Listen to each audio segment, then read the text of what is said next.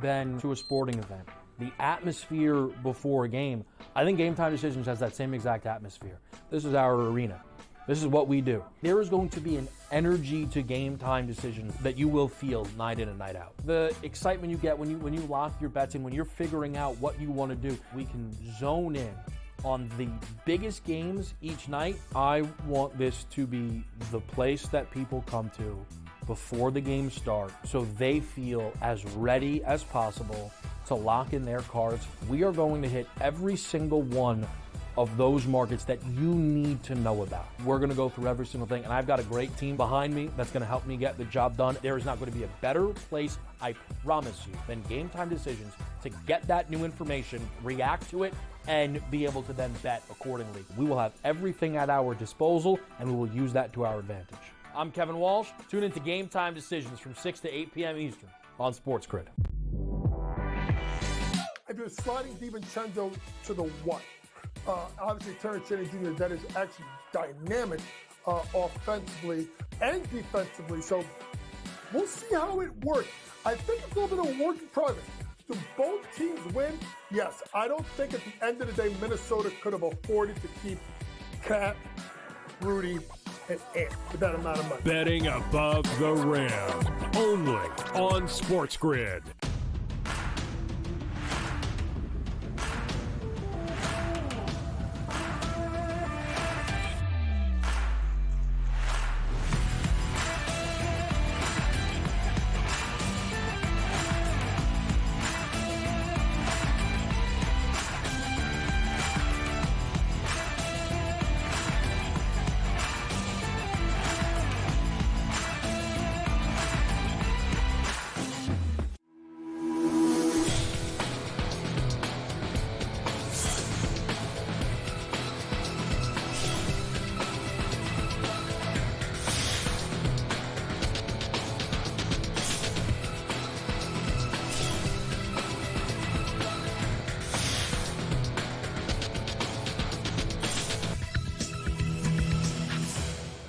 Good Monday morning. It is time for another edition of NewsWire here on SportsGrid. Once again, I'm Craig Mish. Great to be with you here on this Monday after a wild and wacky weekend of football and postseason baseball, I might add, here on the show. We'll break it all down for you. We've got Vinnie Iyer coming up from Sporting News, and of course, we'll dive into the latest news and notes from the NFL with our SportsGrid NFL insider, Adam Caplan. Also the latest on sports betting going on across the country from our friends over at Legal Sports Report today. Pat Evans is our guest contributor here on the show. But hopefully you were able to catch some of the action on Saturday and Sunday. It was a wild Saturday in college football. Looking at the slate, didn't appear to be that way, but massive upsets in college football has put it on its head. And in the NFL, we finally got a very high scoring week, which is what we've been waiting for after the first month of the season has been complete. So let's get right to it. Although last night's game, you may have not caught it because it kind of felt like a West Coast NFL game due to the fact that they had a huge storm delay in Pittsburgh. But in the end, the game ended after midnight, and the Cowboys end up beating the Steelers 20-17 if you stayed up and watched it to the end. Sort of a boring game, although Dak Prescott did throw for over 300 yards and a couple of touchdowns. Dallas gets back on the winning note. It was a passing touchdown to wide receiver 2, Jalen Tolbert, a name to watch for sure as things move forward. Brandon Cooks on the injured list. So Dallas goes to Pittsburgh and wins on somewhat of a damp, wet night in Pittsburgh, Pennsylvania last night. Well, meanwhile, it's a damp, wet day for the New England Patriots. A very bizarre story coming out of Foxborough and New England today as Jabril Peppers was arrested on Saturday in Massachusetts. Police said he'll be charged with assault and battery with a dangerous weapon, strangulation, and possession of a Class B substance. And if you're interested in what that substance is, well, folks, that's what the internet is for this morning. Let's get to the latest on the football field, and our headlines begin in London, where the Vikings keep rolling and the Jets put up yet another dud. 23-17 as the Vikings cover the number.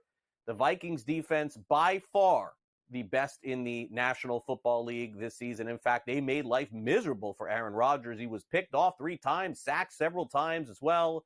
and the Vikings are one of those undefeated teams remaining in the National Football League. Meanwhile, the Cincinnati Bengals gave the Baltimore Ravens all they could handle, and it appeared that they were going to win that game on Sunday. It was an insane game, back and forth, fumbling, interceptions, mistakes at the end, 41-38. As Baltimore goes on the road, they cover the number barely, 2.5-point favorites. This one went way over the total of 47.5. Jamar Chase had a monster game for Cincinnati, but Derrick Henry's run at the end of the game put the Bengals in position to win, and generally speaking, Justin Tucker did just that and has done just that. The surprise team in the National Football League this season shouldn't be a surprise anymore. It is the Washington Commanders. Jaden Daniels now a heavy favorite to win the Rookie of the Year, and in some places is in the top 5 for MVP voting. The Commanders beat the Cleveland Browns 34-13, easily covering the number. They've been one of the best teams in the NFL this season. And also the Jaguars escape after being up 2 touchdowns with less than 5 minutes to play. Colts come all the way back thanks to Joe Flacco, but they kicked a late field goal. Final 37-34. Jaguars finally get a win. Yesterday, one of the more bizarre instances in the NFL occurred in the end zone, in the Buffalo Bills' own end zone, a game that could have easily went to overtime. But the Bills decided to throw not once, not twice, but 3 times out of the back of their own end zone. Incomplete, incomplete, incomplete. Give the ball back to Houston. Fairbairn kicks a long field goal. Houston wins, just like that, 23-20. Very bizarre finish, to say the least, for Buffalo. All they had to do was run out the clock to get to overtime. But Sean McDermott, the head coach of the Buffalo Bills, was not particularly interested in doing that. Tough game. I thought our guys did a great job coming back. Coaches made good adjustments. Just not enough in the end, and that's on me. The end of game situation on offense, we needed to. We're in a tough situation. 3 timeouts. They were holding 3 timeouts. I got a good field goal kicker.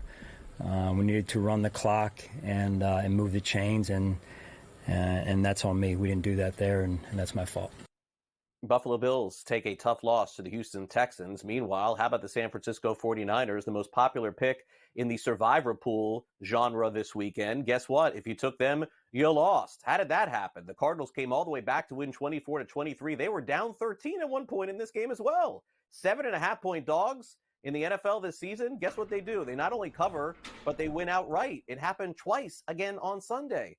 As Arizona got a late touchdown from Kyler Murray, they end up winning, kicking a field goal to win that game. Meanwhile, the Green Bay Packers, they went on the road and beat the Los Angeles Rams in LA with plenty of Packers fans on hand, 24-19. And as I mentioned, the final game of a big upset Sunday happened yet again. Giants 7.5-point dogs. They go to Seattle and win 29-20. How about that one?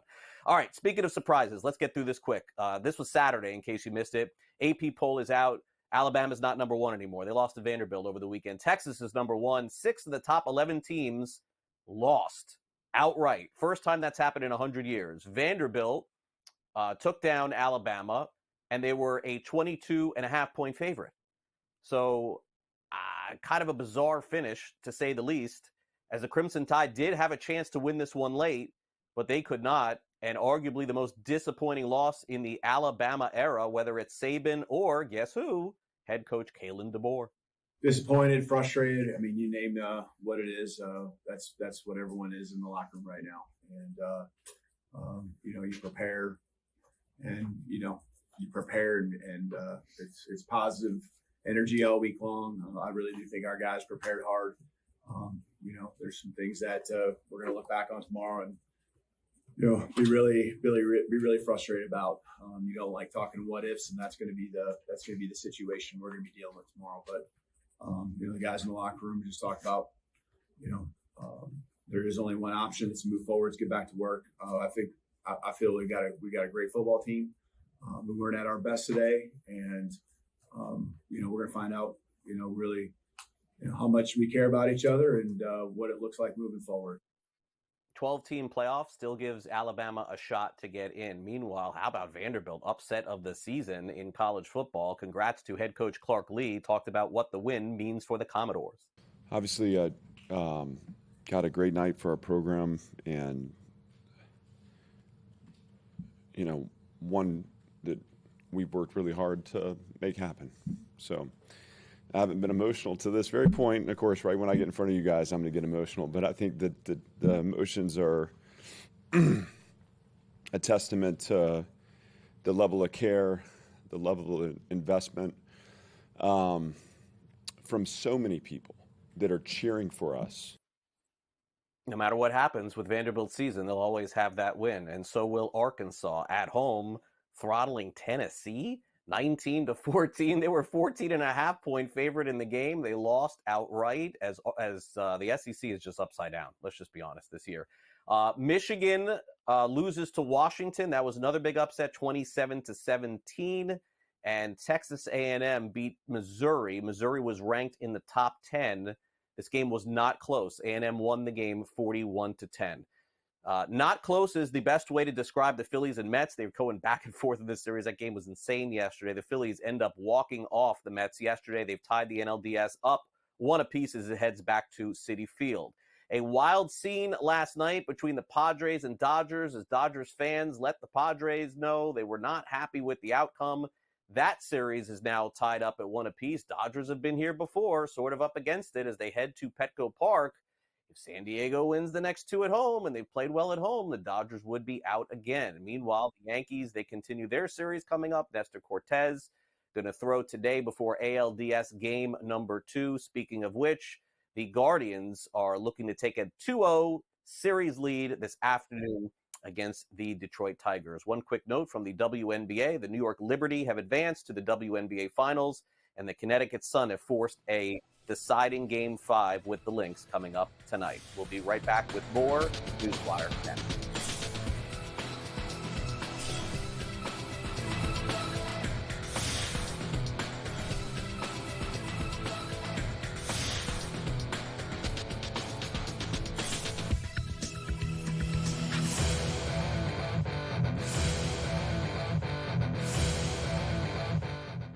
Anyone that's been to a sporting event, the atmosphere before a game, I think Game Time Decisions has that same exact atmosphere.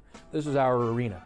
This is what we do. There is going to be an energy to Game Time Decisions that you will feel night in and night out. The excitement you get when you lock your bets in, when you're figuring out what you want to do, we can zone in on the biggest games each night. I want this to be the place that people come to before the game starts so they feel as ready as possible to lock in their cards. We are going to hit every single one of those markets that you need to know about. We're going to go through every single thing, and I've got a great team behind me that's going to help me get the job done. There is not going to be a better place, I promise you, than Game Time Decisions to get that new information, react to it, and be able to then bet accordingly. We will have everything at our disposal, and we will use that to our advantage. I'm Kevin Walsh. Tune into Game Time Decisions from 6 to 8 p.m. Eastern on SportsGrid.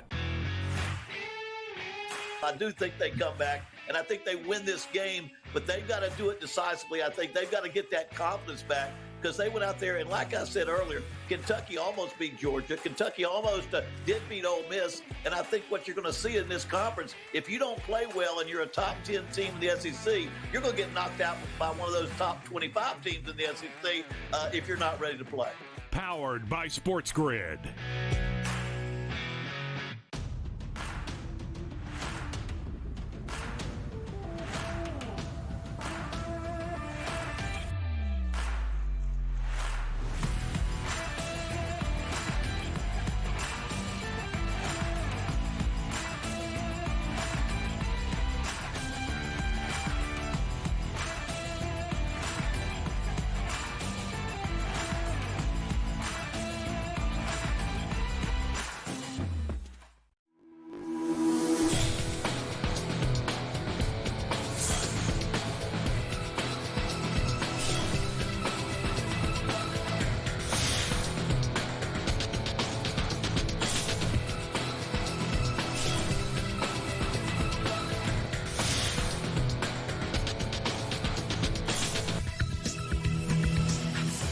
Welcome back to NewsWire here on SportsGrid. It's time to recap what happened in Sunday's NFL games. We'll also take a quick look at tonight's game between the Saints and Chiefs. Let's bring in Vinnie Iyer, as we always do, from Sporting News to recap the weekend.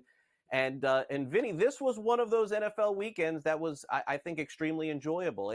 I'm not going to sit here and lie and tell people that every week in the NFL is great, but I would say that we had a lot, especially the early games, we had a lot of close, high-scoring games.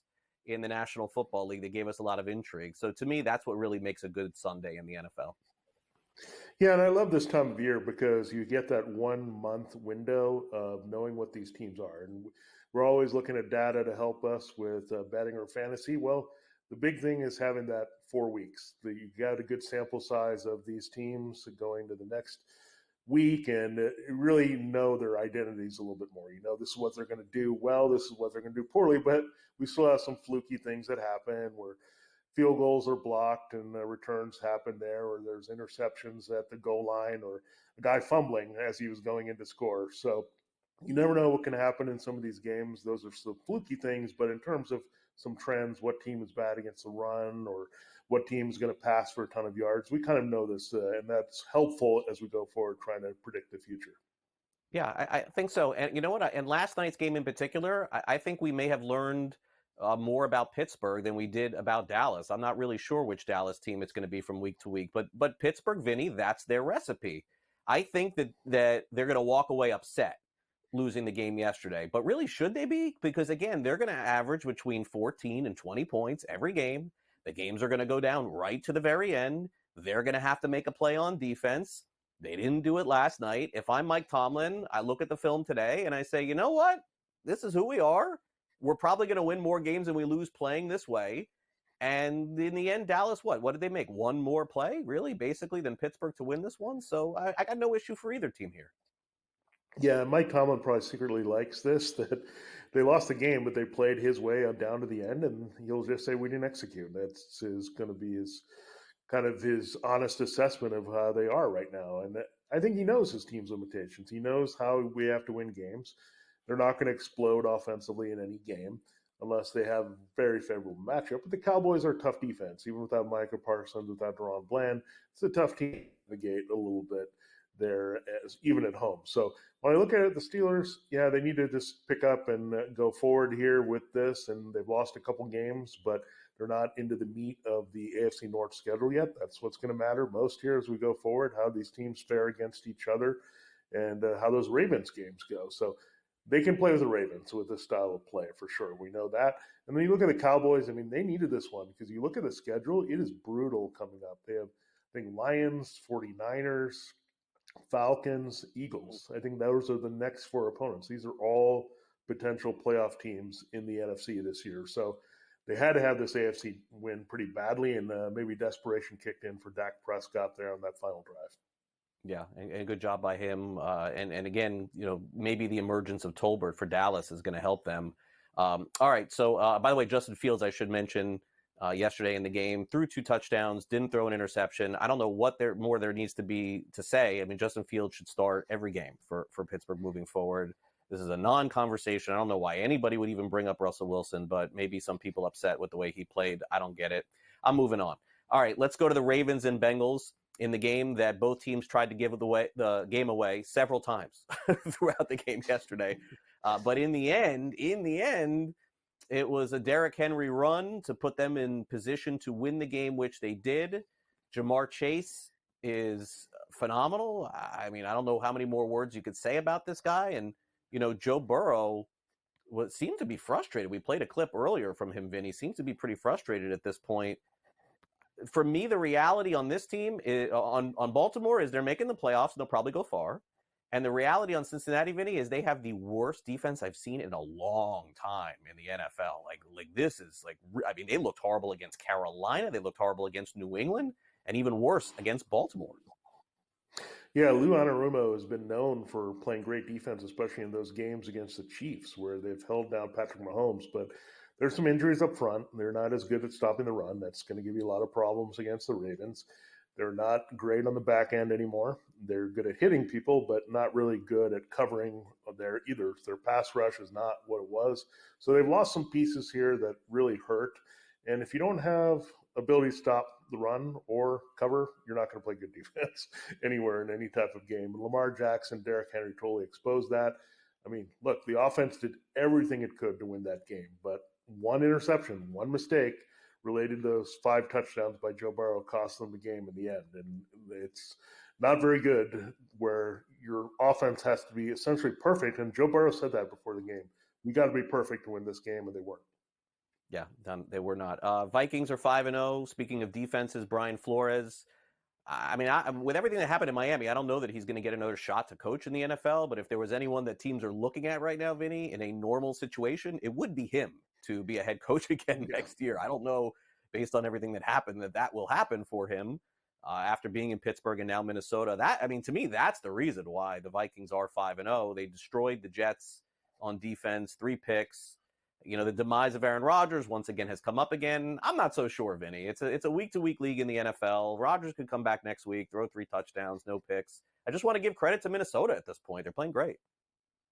Yeah, they get a bye this week, and then I think they turn around and play the Lions. That'll be a good showdown in the NFC North. So, yeah, it's all about the defense. I mean, Sam Darnold can have a bad game, and they seem to still win because they force turnovers and score. So, Vikings, a lot of momentum going in. Unfortunately, it's going to stop for a week, and maybe they can get healthier to help them out of the bye as well.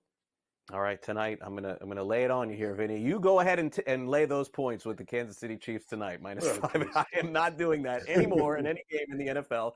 Feel free to do it, Vinny. 5.5, total of 43.5. I'm taking the Saints, and I don't even like the Saints, but this league is like every team is the same.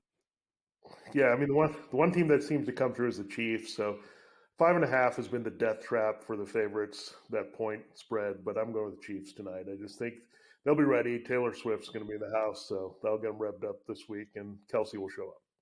Yeah, we can't convince Vinny. Yeah. All right, fine. Yeah, I know, sorry. We'll take the L there. We'll see you next week. All right, we'll be back with more. We'll be back with more NewsWire right after.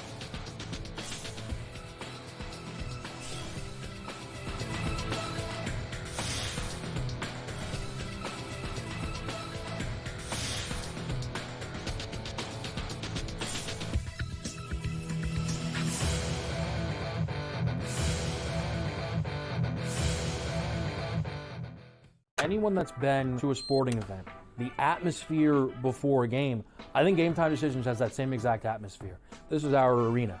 This is what we do. There is going to be an energy to Game Time Decisions that you will feel night in and night out. The excitement you get when you lock your bets in, when you're figuring out what you want to do, we can zone in on the biggest games each night. I want this to be the place that people come to before the games start so they feel as ready as possible to lock in their cards. We are going to hit every single one of those markets that you need to know about. We're going to go through every single thing, and I've got a great team behind me that's going to help me get the job done. There is not going to be a better place, I promise you, than Game Time Decisions to get that new information, react to it, and be able to then bet accordingly. We will have everything at our disposal, and we will use that to our advantage.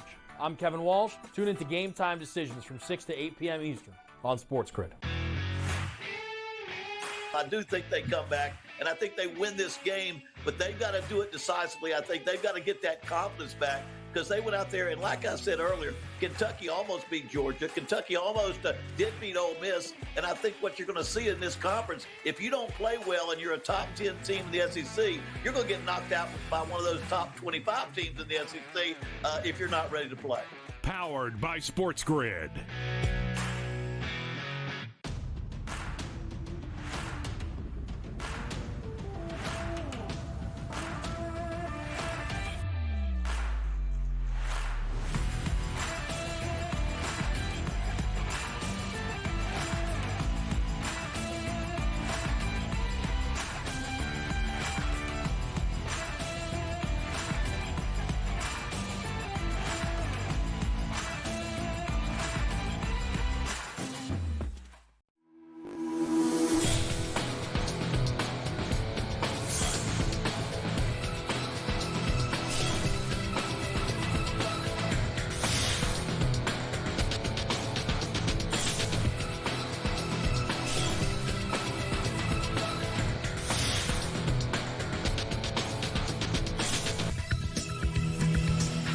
Welcome back to NewsWire here on SportsGrid. It's time now for us to talk a little Major League Baseball. Boy, these series have really been a lot of fun. Also, no fun for the Cincinnati Bengals. Time now for the SportsGrid Sound Off.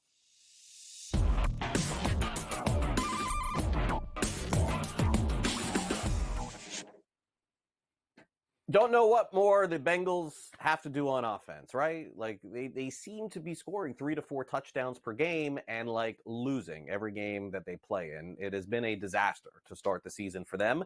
A team that was pretty much projected to sneak in or make the postseason, make the playoffs, is now really on the verge of one more loss, kind of being way on the outside looking in. Joe Burrow, who had a fantastic game, although he did make a mistake at the end of the game, has had a really strong season, throwing the ball to Jamar Chase. Running game has been okay. Not satisfied, though, with the results of Baltimore, and basically calling everybody on the carpet. Something has got to give. We just have to make plays down the stretch. We're playing really well on offense. I don't know what the league stats are, but we're 1-4. That's not where we want to be. So obviously something has to change. I'm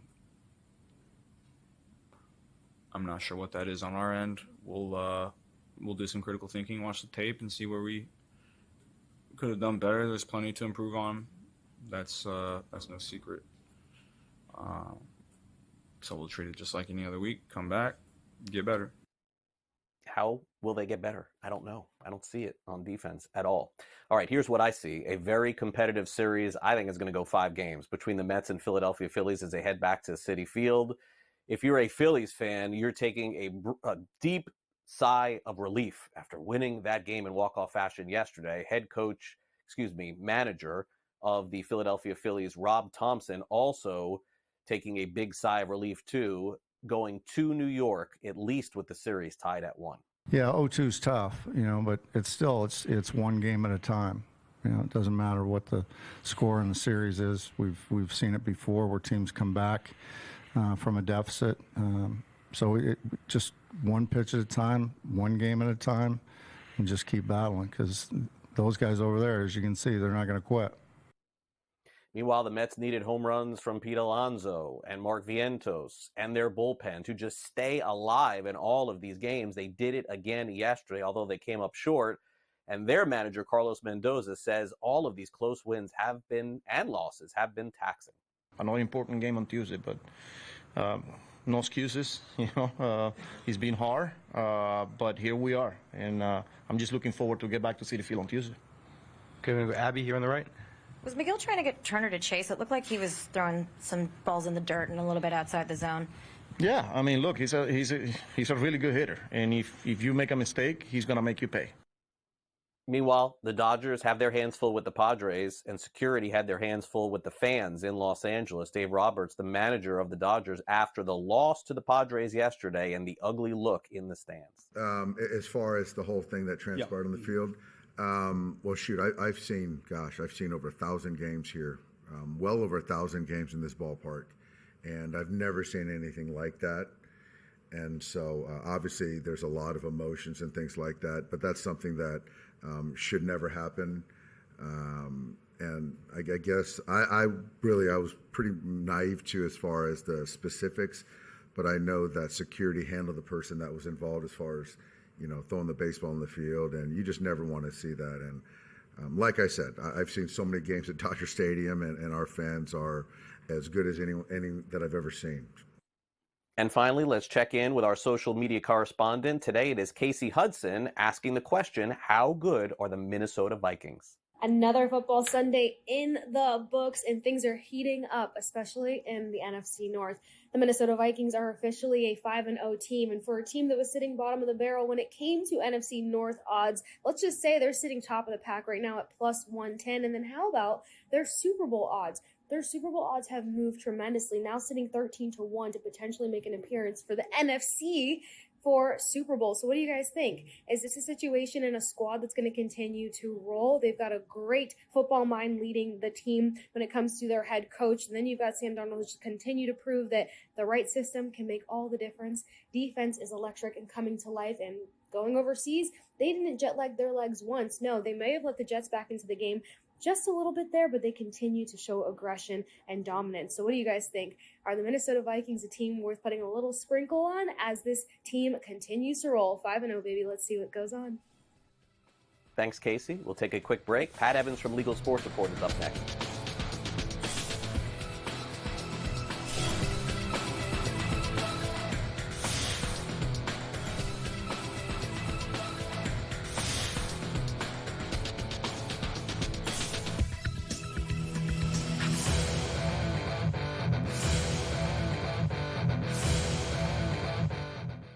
anyone that's been to a sporting event, the atmosphere before a game, I think Game Time Decisions has that same exact atmosphere. This is our arena. This is what we do. There is going to be an energy to Game Time Decisions that you will feel night in and night out. The excitement you get when you lock your bets in, when you're figuring out what you want to do, we can zone in on the biggest games each night. I want this to be the place that people come to before the games start so they feel as ready as possible to lock in their cards. We are going to hit every single one of those markets that you need to know about. We're going to go through every single thing, and I've got a great team behind me that's going to help me get the job done. There is not going to be a better place, I promise you, than Game Time Decisions to get that new information, react to it, and be able to then bet accordingly. We will have everything at our disposal, and we will use that to our advantage. I'm Kevin Walsh. Tune into Game Time Decisions from 6 to 8 p.m. Eastern on SportsGrid. I do think they come back, and I think they win this game, but they've got to do it decisively. I think they've got to get that confidence back because they went out there, and like I said earlier, Kentucky almost beat Georgia. Kentucky almost did beat Ole Miss, and I think what you're going to see in this conference, if you don't play well and you're a top 10 team in the SEC, you're going to get knocked out by one of those top 25 teams in the SEC if you're not ready to play. Powered by SportsGrid.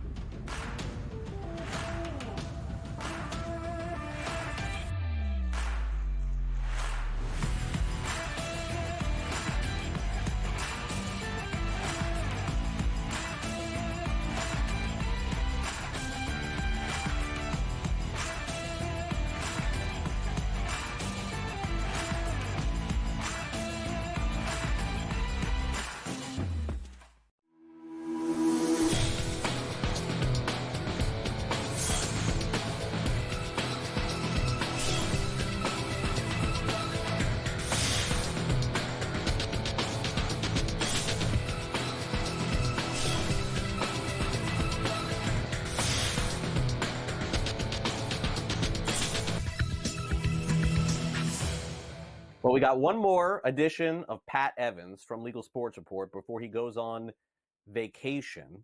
So we want to check in with Pat to get all the very latest. When he comes back, he's going to be locked into the the polling in Missouri to see if they legalize sports betting in November.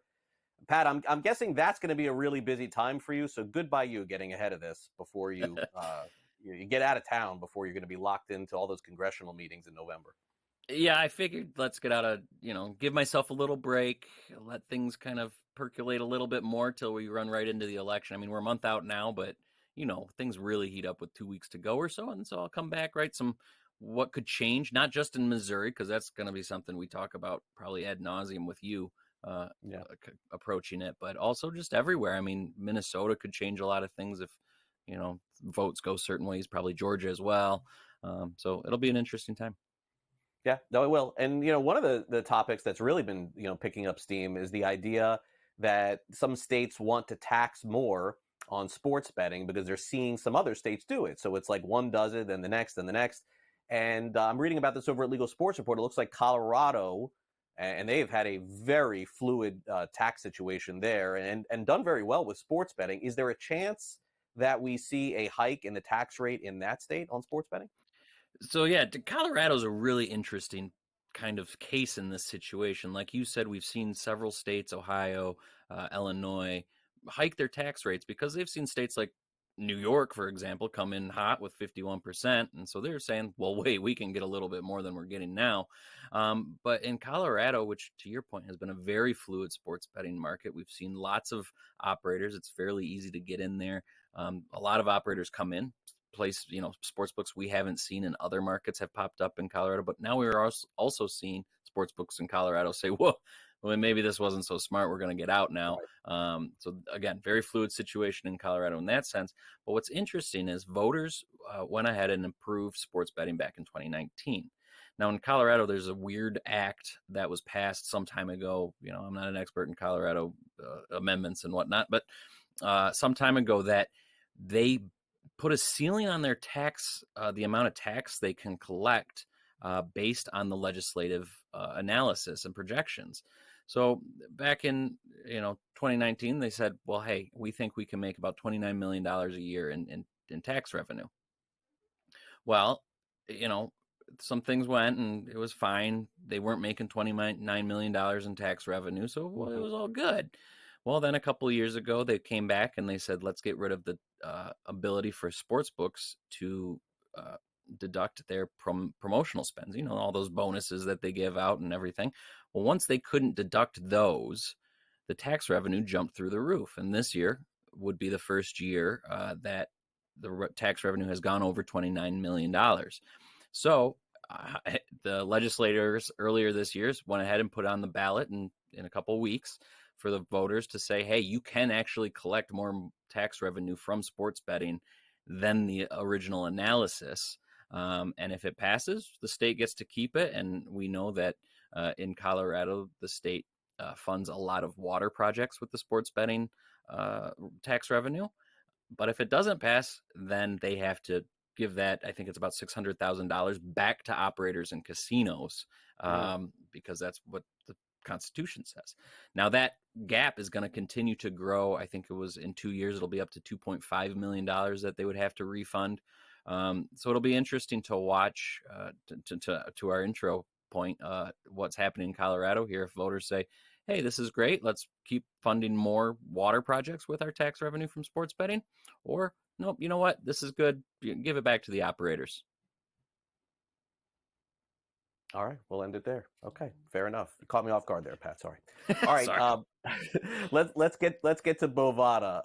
Bovada is a company, for those of you who are unfamiliar, that was very popular in the gray market, black market in the United States prior to the legalization of sports betting. I have been one that's been pretty cynical about the idea that states would ask Bovada to leave and not operate in their state, because again, if they're operating illegally and still doing it for years, why would they even listen? But I've been wrong, Pat. I've been wrong about this. Massachusetts is the next state that's asking Bovada to bail out of their state, and they seem to be complying with this, which to me is very surprising because they've taken so many risks being offshore all of these years, and I wonder how the risk has changed for them now. And that is an interesting question because, what kind of power do these states have to actually say, whoa, you can't operate here and control what's going on where they're based? But yeah, sure enough, Massachusetts is the latest state to send a cease and desist letter to Bovada. And I guess this is something we've been talking about all summer, is a lot of states, starting with my state of Michigan, has sent a cease and desist letter to Bovada saying, hey, you're not legal. You got to stop. And there were a few notes in the letter from the Attorney General in Massachusetts, including that it's in violation of multiple laws in Massachusetts, including saying they're based in the U.S. They're America's #1 sports book. They say they're misleading consumers in that sense. And sure enough, Bovada, for some reason, to your point, has been listening to these states and saying, nope, we're out. They're up to, I think it was before the Michigan cease and desist earlier this summer, they were restricted in about 3 markets, I think it was, in the U.S. Now that's up to 14 markets. And that's, to your point, they're shutting down and saying, okay, this isn't for us. So there certainly is something behind the weight of these regulators. And this is something that's been kind of snowballing the last couple of years. We saw the American Gaming Association in 2022 ask the Department of Justice to help crack down on offshore sports books. There also, then last year we saw a group of regulators send a letter to the Department of Justice saying, let's crack down on this. We haven't yet seen the federal government really come into it like they have with some other industries in the past, but it certainly seems to be working at this point, at least for Bovada. You're seeing some action on other operators by states. Michigan is kind of the lead here because Governor Whitmer earmarked quite a bit of money last year for the Michigan regulators to kind of combat offshore and illegal gaming. And so they've been really active. They sent another 4 or 5 cease and desist letters last week to operators that aren't licensed in the state saying, hey, you got to stop. And so far they've been listening to the Michigan regulators and kind of cascading to other operators. So it's, something to watch, but Massachusetts just the latest, and I would expect more to come. Yeah, I would agree. And finally, let's get to Canada, where legislation and push for that is increasing on monitoring and legalizing essentially the advertising and how much of it goes into sports betting. What is the update there? Yeah, so there's been quite a few hearings at a committee level in Canada on sports betting and kind of creating a nationwide framework to limit the scope of ads, where the ads could be placed. They want it to be very similar to the tobacco industry, and that's what we've kind of seen in several states down here in the U.S. as well. And a lot of the testimonies were, we don't really need this. We're going to create our own internal codes. The ads aren't that much. It seems like a huge amount because this is a new industry and it's come in and kind of been a quick blitz. But needless to say, that the committee came back and said, hey, we're going to go clause by clause. Didn't make any changes to the framework as it was. Sent it to the Senate floor, and that's something I'll be watching carefully when I come back from vacation, as well as what happens at the Senate floor in Canada. Because, Canada is a fairly significant market for some of these operators, and, depends on what happens to the ad network or the ad spends. But it so far sounds like the demand has been waning already. So it could be all for naught, really. Pat, we'll miss you. Enjoy your vacation. We'll catch up in a couple of weeks as we head toward Election Day. Thanks again for coming up. Thanks as always, Craig. All right, Pat Evans from Legal Sports Report. Adam Caplan, our SportsGrid insider, joins us next. Where will Davante Adams end up, if anywhere, and also breaking down some of the games on Sunday. Don't go away.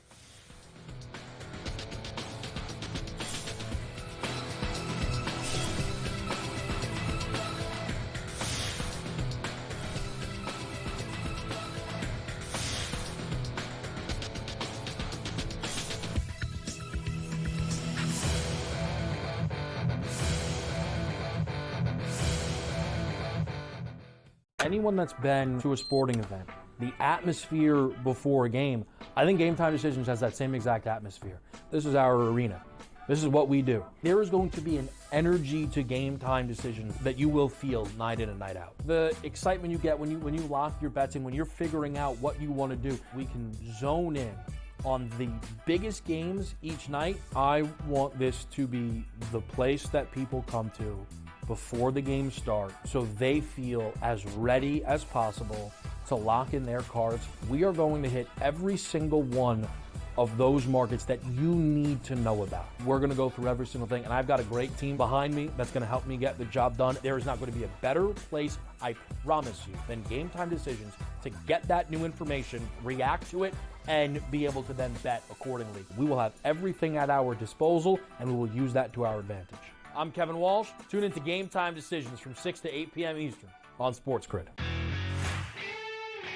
I do think they come back, and I think they win this game, but they've got to do it decisively. I think they've got to get that confidence back because they went out there, and like I said earlier, Kentucky almost beat Georgia. Kentucky almost did beat Ole Miss, and I think what you're going to see in this conference, if you don't play well and you're a top 10 team in the SEC, you're going to get knocked out by one of those top 25 teams in the SEC if you're not ready to play. Powered by SportsGrid.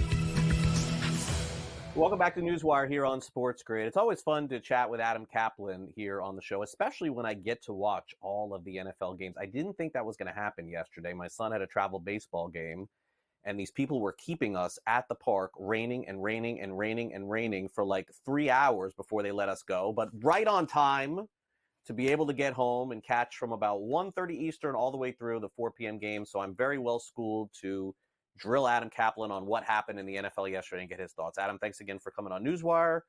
Great to catch up with you on a high-scoring, fun day in the NFL. Not every week, but last week for sure. Yeah, the overs, I know the bettors were like, what in the world? Because Pharrell and I always talk about it. Like the first 3 to 4 weeks, unders are the big play. The other thing that I noticed is, man, these dogs of 7.5 or more, crazy. they're covering. The clip is Winning. ridiculous.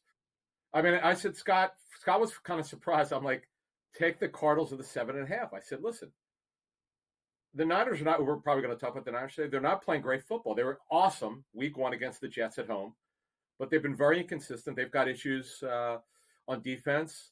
It's funny with the Niners, Greg, as we go over what's happened so far, particularly week 5. If you looked at where the Niners are ranked statistically, offense and defense, you go, wow, how are they not 5-0, 4-1? It's a play here. It's a play there. It's a key mistake at an important time. Then they lose their kicker, Jake Moody, who's a right-footed kicker. He's got a right high ankle sprain, so he's week to week. That absolutely positively impacted that game. Now, you couldn't predict that, but this has been a weird season, okay? This has been, I heard you talking earlier on NewsWire about the Vikings. You can't predict that stuff. That's the beauty of the National Football League, and the NFL loves it, by the way. Yeah, no, it's been great. Also, I cannot understate taking away 300 catches the last 3 or 4 years from Christian McCaffrey out of the backfield for San Francisco, too. It's like, oh, Jordan Mason, he's so good. Yes, he is, but he ain't catching passes.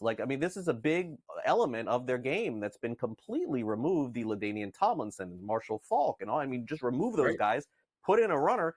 It ain't the same. But by the way, credit to the Cardinals. I thought they were dead in the water after that block kick back for a touchdown. Yeah. They came all the way back and they won that game. Now, meanwhile, so much attention on Davante Adams here. I guess for good reason, but it's like every team, Adam, that I hear that is potentially going to make a push for this guy, to me, seems like the wrong team. I mean, to me, it's like the Chiefs, okay, sure, but you mentioned Pittsburgh, yuck.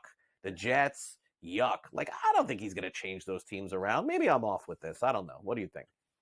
All right, so let's start with the Steelers. The Steelers have a major problem at receiver opposite George Pickens. Okay, they were very high in on the Brandon Ayuk sweepstakes. They kind of won it, but the deal, as you know, did not get completed. But it was very close to being completed.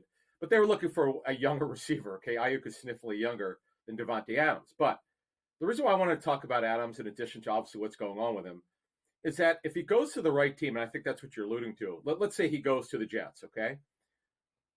I know the Jets have had some problems in their passing game, okay? Garrett Wilson's terrific. He had his best game of the season yesterday. And Alan Lazard has kind of revived his career now. He would have been cut if not for the $10 million that's fully guaranteed this season. So he's back. He's doing a good job, but you'd rather have him as a backup. They need to find someone to take attention away from Garrett Wilson. The Jets were in on Davante Adams at the trade deadline last year. They could not make it work. That was actually around the time that Josh McDaniels and Dave Ziegler were fired, the head coach and the general manager. So that deal did not get completed, but they're still in on it. They're very much in on it right now. The trade deadline, we should mention, people are acting like this trade's happening right now. It doesn't have to get done now. Teams have till November 5th, that Tuesday at 4 p.m. Eastern to complete a deal. So, look, the Raiders, I can tell you from talking to them leading up to the season, they never thought about trading Davante Adams. This was not on the radar. They wanted to see, Craig, what is this team going to look like mid-season? And then, unfortunately, you have the Pierce situation favoring the tweet. Adams feels hurt. He doesn't want to be there, so he's asked for a trade. But on your point, before we move on here, on New Orleans, that's a team that's kind of strange to me. Yes, we know about him and Derek Carr being college teammates and also being reunited with the Raiders. They're another team that, yes, they could use a guy like Davante Adams, make Rashid Shaheed, who's terrific as an explosive guy, as their third receiver. But that's really not their issue. Their issue is on their offensive line. They need more pass rushing help. It is interesting, though. They're not that was not the team that I thought would come in on it, but they're very much in on it. Yeah. No, to me, it's compelling as we go down to the wire with it. And again, it's going to happen if it does happen in the next couple of weeks. Sam, we're going to skip ahead here because Adam and I are going to disagree here. I think the Washington Commanders are one of the best bets to win it all, or at the very least win the NFC. I've been saying this here on the show for weeks. Nothing has changed my mind. They have the biggest impact player from one year to the next in their quarterback. They have an elite wide receiver. They have an elite running back. They have a really good backup running back. Their offensive line is good. I know their defense has been shaky, and I know that Adam's going to say they've played no one this season. But welcome to the NFL, where that doesn't matter to me anymore. You know, it doesn't matter to me. And by the way, the Commanders, I'm not asking them to win it all. I'm a smart bettor. They just need to get there, and then I take the other side, make half my money. Their odds are insane. They used to be plus 400 to make the playoffs, plus 300, plus 200. Now it's minus money. What am I missing here? By the way, well, first of all, if you look at the books before the season started with the futures numbers, they were 6.5, 6 or 6.5, depending on which book you took. And I thought, I said to Pharrell, I'm like, oh, they're going to get 7, but they're not going to get much more than that. Now, yeah, are they better than I thought? Of course. Elite quarterback play could take very average talent and rise everybody up. Now, McLaurin's not average. He's a good football player. They've got nothing really, next to nothing out of that other receiver spot. And then Zach Ertz is an older tight end. Zach's there for leadership. He knows Cliff Kingsbury from their days with Arizona. Brian Robinson's a good running back. You're right. And their offensive line, I do want to say one thing. It's very average. The coaching is good. They're getting good coaching from Bobby Johnson, their line coach, came from the Giants. But they've kind of overachieved. Let's call it like it is. Gales has taken them up. Look, that division's not very good, and they could very well win it over the Eagles and the Cowboys. They're not a Super Bowl team. I'm just telling you, they're not a Super Bowl team. Save that, Cliff. Save that for me. Save that for me later on. Save it. I'm good. I think they're fantastic here. But Daniels is the rookie of the year, right? Like we can say that. Yeah, he would be. And I was super high on him before the draft. Yeah, he's been an unbelievable story development. He sees it. He processes so well. He's so mature, and he's so far ahead of schedule. Yeah, I think he should. He's not going to win MVP, but I'd love to see him in that conversation too. All right, Adam. As always, fantastic stuff. We'll see you soon. You got it.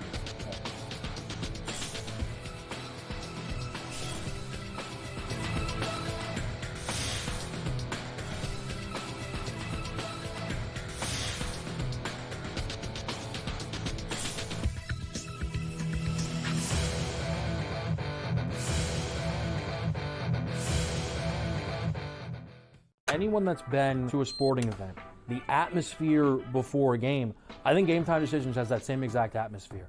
This is our arena.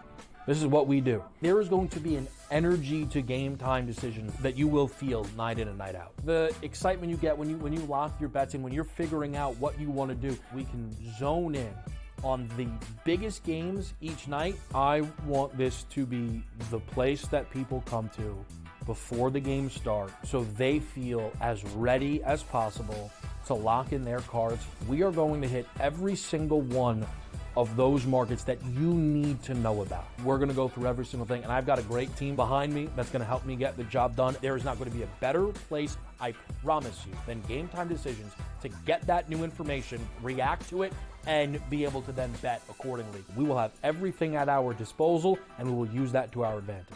I'm Kevin Walsh. Tune into Game Time Decisions from 6 to 8 p.m. Eastern on SportsGrid.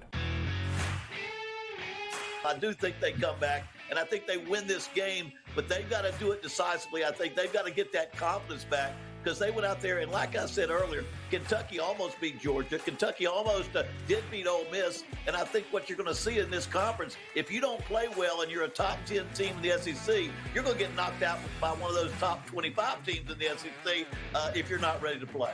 Powered by SportsGrid.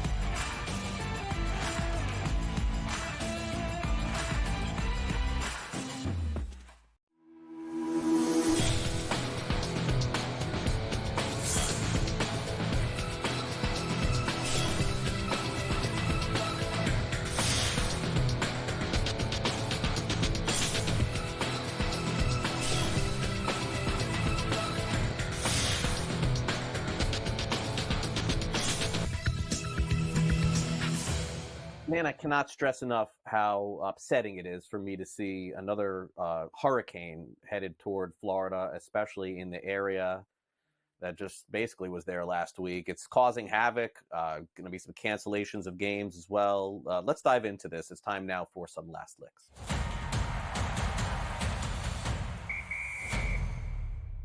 Yes, we begin with this latest Milton-named hurricane that is Category 4, I think, this morning. I mean, this is probably a lot more interesting for me because I live in Florida. That's where I broadcast from. And it looks like the west coast of Florida is getting ready to take a hit here. And also, the other thing that is happening here is it's forcing some cancellations, one of which is really unfortunate, but I suppose they can still celebrate on Tuesday night if they still play, as the Florida Panthers won the championship and their ring ceremony tonight has been canceled. So that's not going to, or postponed at least, that's not going to go as planned.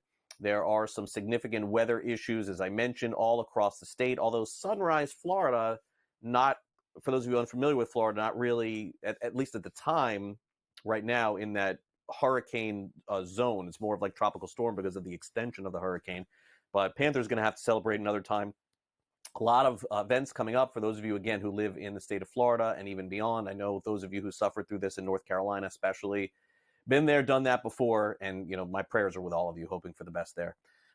Prayers are not necessary for those teams who basically lost this weekend in college football. So bizarre here that Vanderbilt, who beat Alabama, and Arkansas, who beat Tennessee, were fined for storming their fields after wins. They're not allowing this anymore, basically, in college football. They're basically saying that you have to police this stuff.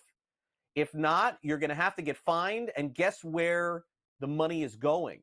Vanderbilt, the Commodores, who beat Alabama, their $100,000 fine is going to the Crimson Tide. Arkansas, the Razorbacks, they've been now fined a second offense for storming the field in their win against Tennessee at home. And that $250,000, folks, is going to the Tennessee Volunteers. So, I mean, is there any more of a deterrent to get this stopped in college football? I don't know, but it would seem to me getting fined $250,000. I know it's not a lot of money for these schools. $250,000, and you have to give it to the team that you just beat? So bizarre. So bizarre.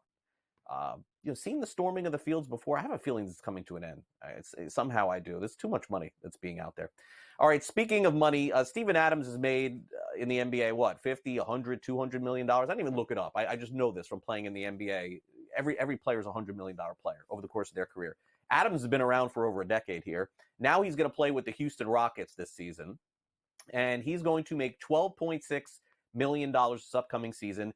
And he's going to live in the most simple apartment possible. He posted a picture on social media. How about this? $12 million for him, and all he's got is a little bed in his apartment and nothing else. I mean, this is taking the minimalist to the nth degree.